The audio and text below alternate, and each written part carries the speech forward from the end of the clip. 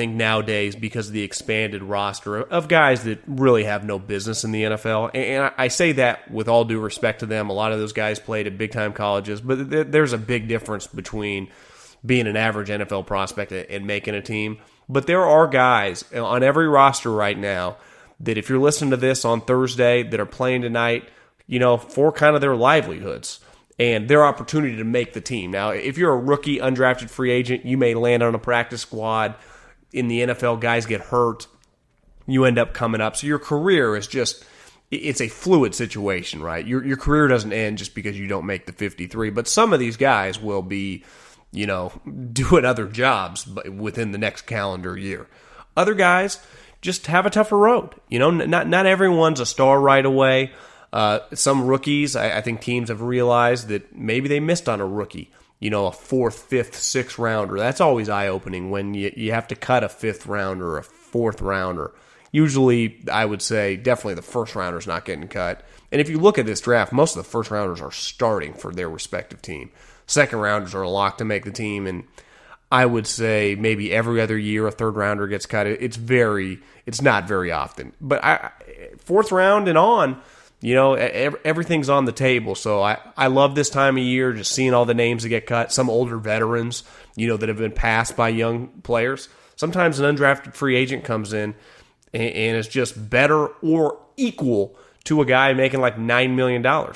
Well, the NFL, like we always say on this show, ain't Major League Baseball or the NBA. You can get out of the contract. You can just cut them.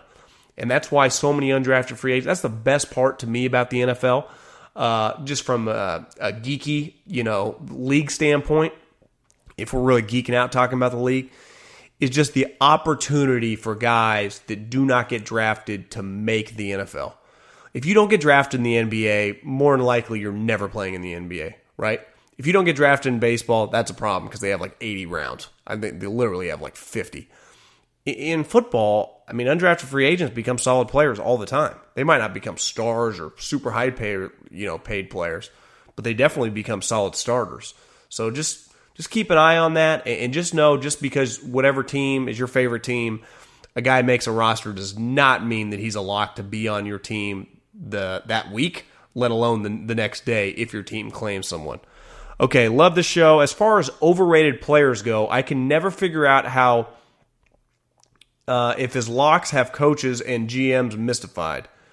Okay, I think I read that wrong. Clay Matthews been able to stay and be paid well on the Green Bay Packers when he hasn't really done much in the last 3 years. I agree.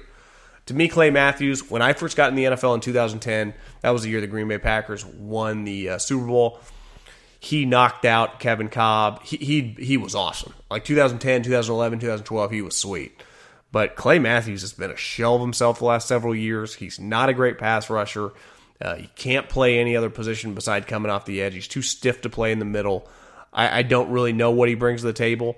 If you're listening to this, I'd have to look up his contract situation, but is he a lock to make the team just because he's Clay Matthews? He's living off name much more than he's living off ability because he's given them nothing. He's a guy that if I'm an offensive coordinator, I isolate. I want to go after him, and he definitely doesn't scare me rushing the passer. What are your overall feelings on football in the state of Arizona? New coaches, plenty of returning players. U of A with a great quarterback. I think he's a great running quarterback, Khalil Tate. Can he throw the ball, to me, is the major question. Because I was a big fan of Khalil Tate, like everyone was, when he started running for like 300 yards a game. And then I remember, I think it was the SC game, you're like, God, he just has to throw the football better. Now, you can get away with it in college, unlike the NFL, just being basically a runner. That's all you do is run. But eventually, for the University of Arizona, the difference between winning 7 games and 10 games, he's going to have a couple games where he throws for 300 yards. Or hell, 250 yards. And I'm not just talking about a couple deep bombs. Like, consistently hit some intermediate to short throws, some just slants, some deep outs. Like, you have to do that to win. And that's, especially at a school that, probably doesn't have the talent as a lot of teams in their conference, like USC or UCLA or Stanford or Washington or Oregon. So to me, he's got to take a big step throwing the ball, but he is very talented. And ASU. I'll say one thing about ASU. Manny Wilkins, their starting quarterback, is pretty intriguing, but the wide receiver they have is an absolute monster. I would say by midseason, he will be one of the most talked about players in the country. I forget his name right now, but he was at the Pac-12 Media Days, and he was on the set, and he was being interviewed, and I didn't really know who he was, and I just thought, like, oh, Perm brought his quarterback and his defensive end. It was his wide receiver. I'm telling you, this guy looks like 6'3", 6'4". He looks like he's 250 pounds. He's just chiseled. I think he's going to end up being a first-round pick if he has a big year. You just keep an eye on Arizona State. I'm buying what Herm Edwards is selling. I think Arizona State is actually going to be better than the University of Arizona this year. I kind of like Arizona State as a sleeper to win like 9-10 games. I think they're really going to creep up on some people. 2 questions. Is Georgia going to become the next Alabama, as Georgia's fans like to claim? And will you increase the frequency of the podcast when the season starts? Time will tell on that one, maybe. I mean, it's the great part is I can release one of these podcasts whenever. The Georgia becoming the next Alabama, I mean, to me, Nick Saban is just a once-in-a-generation. Kirby Smart looks like he's going to be Saban's best assistant coach to leave the nest. But Georgia's always got talent. They won a lot with Mark Richt. To think you become Alabama is the only next Alabama. There aren't dynasties like Saban happen once a generation. You know, Bobby Bowden for 14 straight years, every year Florida State ended the season in the top 5. I think Alabama now has a stretch where it's got to be like 8-9 years. To me, there is no next Alabama. There's just the next, whether it'll be maybe USC when they land a sweet coach or even Clemson. Because I got news for you. When Saban retires in the next 2 or 3 years, is Dabo Swinney going to go to Alabama? I mean, seriously. That's where he went to school. You would have to say that's in play. Now, Clemson, to me, Clemson would be more likely to be the next Alabama than Georgia because I think Dabo's that special. To me, the only thing that would hold Clemson back is if Saban does retire and Alabama offers Dabo Swinney, Jimbo Fisher money. So I would say no on Georgia, though I think they're really good, and they're clearly going to be a big force in the SEC for years to come. But as most SEC fans, and I would imagine you're one because you're asking the question, they've been a force. Now they haven't ever gotten over the hill. And even when I say over the hill, I don't mean winning championships, but like last year they got over the hill. I mean, they got to the national championship game. Hell, they were winning going into the second half of the national championship game.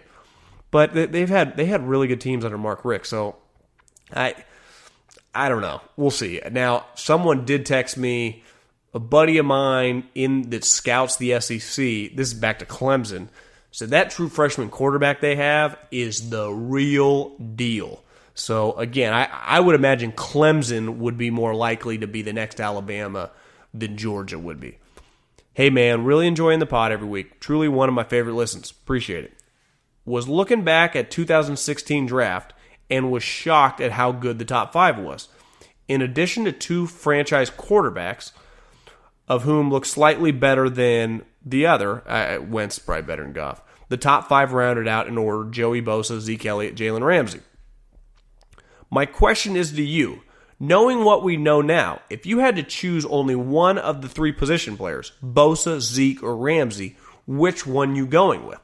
Thanks, and hope to hear the answer on the pod. That is a pretty tough question. I think you'd have to, though you could make the argument Zeke is the best of that just elite group of 3 guys. You'd have to put him last because he does play running back. Then to me, the argument is Ramsey and Bosa. I think the hard part about this is 10 years ago, if you give me, the best cornerback in the league, that was really important. It feels now, though, with the rules being so offensive oriented, it's so hard to play defensive back. The one area on the football field where you can still be really physical, where you can still hit and still dominate from a physical standpoint is the defensive line. It's why Khalil Mack and Aaron Donald, when it's all said and done, are probably going to get, $150 million guaranteed combined. So I'd probably go Joey Bosa. Anyone that's followed me for a while knows. I didn't think Joey Bosa was. I thought he was a first rounder for sure, but top 10 was a pretty bold. When they drafted him 3 overall, I thought that was crazy. Well, it turns out he's an absolute unblockable stud. So I'd probably go Bosa over Ramsey, though I like everything Ramsey's selling. I love his attitude. I love his edge. I love his swag. I love his versatility. I don't think you could really go wrong. To me, for this argument, I think Zeke is not really in the conversation just because he plays running back. That being said, here's the craziest part about this whole conversation. I think the Cowboys are going to be good this year, and I think Zeke might win the MVP. And I would still take, if you had to redo it, Bosa and Ramsey over him. Now, obviously the Cowboys couldn't have taken Bosa, and maybe they would have, but I doubt it. But I think the argument from Cowboy fans is how much better they would be with Jalen Ramsey, with Zeke. I think they made the right choice. I think it worked out perfectly for all the parties. It really is. I mean, Wentz, Goff, Bosa, Zeke, Ramsey. Doesn't get much better than that. Okay, I'm going to Insta now. If the rumors around Vegas about Khalil Mack being more likely to play for the Packers are true, new GM Gutekunst can pull off this trade with his buddy Reggie McKenzie.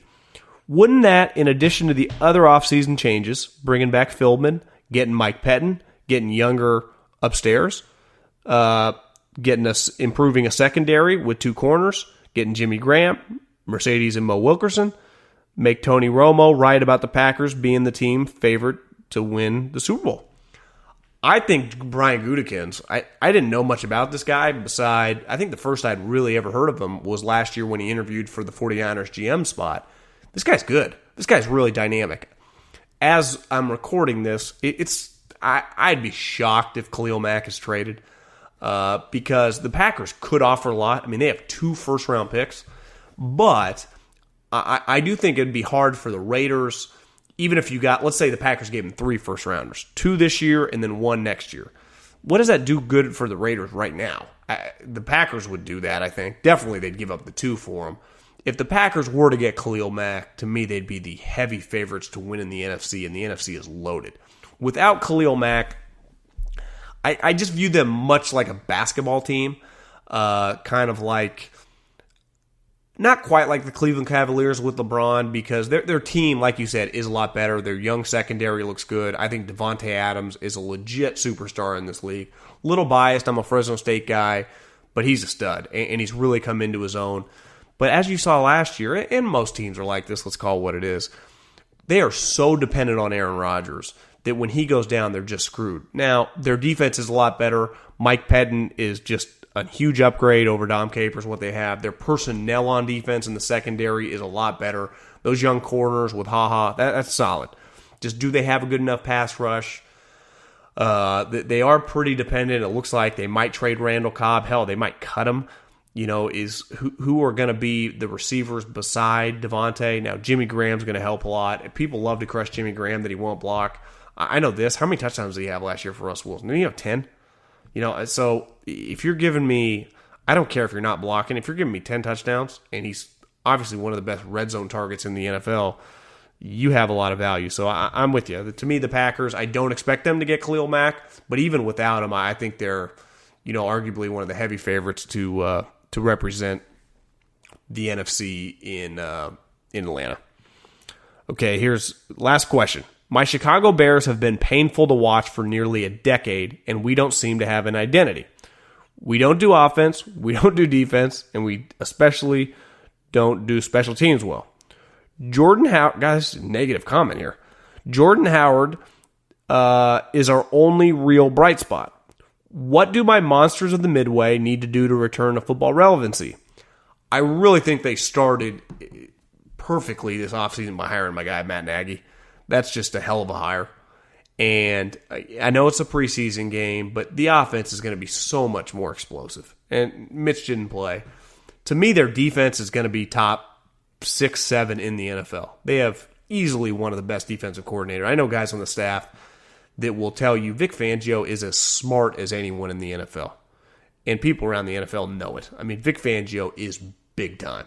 That defense is going to be really, really solid. Roquan Smith hasn't even started playing. He was my favorite player in the draft. I mean, Roquan Smith in